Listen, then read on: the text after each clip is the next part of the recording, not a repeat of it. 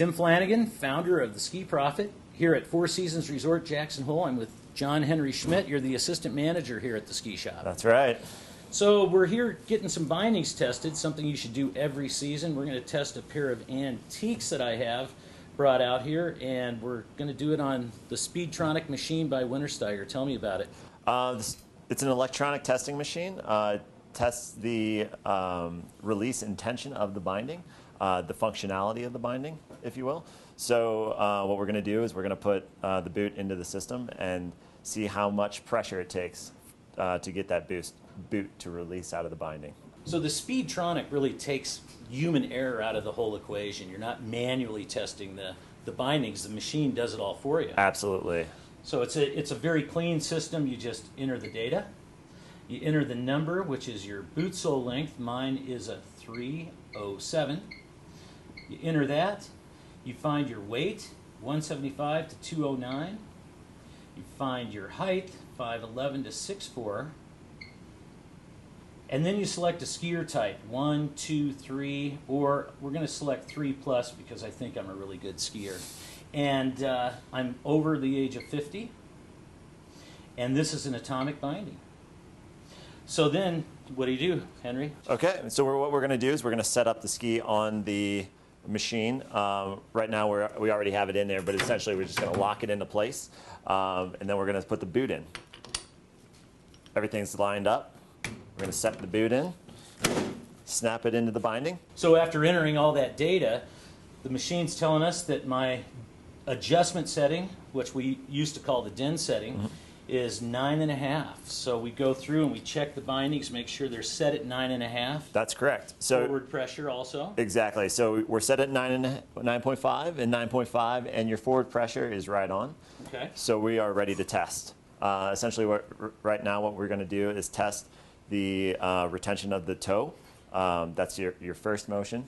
It's going to twist the boot both ways in the binding. That's good. There you are. It's good in both directions. Now we're going to test the heel release. Let's test the heel piece to see if that also releases correct.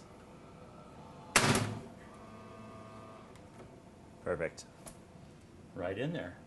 So Henry, the binding manufacturers recommend that you test your bindings at least twice a season, correct? That's right. That's right. You want to do it once at the beginning of the season, and once during the middle of the season, just to make sure that everything is functioning correctly. If it's been a long time, or if you only go on a ski trip once a year, it's always a good idea to test them. If it's a brand new binding, you want to make sure you test them just to make sure that there's no manufacturer defects. Now, but the thing is, there's no guarantee of your safety. Even if your bindings test correctly, there are so many variables out there on the ski hill, you have to understand you can still get hurt. Exactly, exactly. So many variables. If you're skiing very slowly, sometimes there's just not enough tension to make you release out of your binding.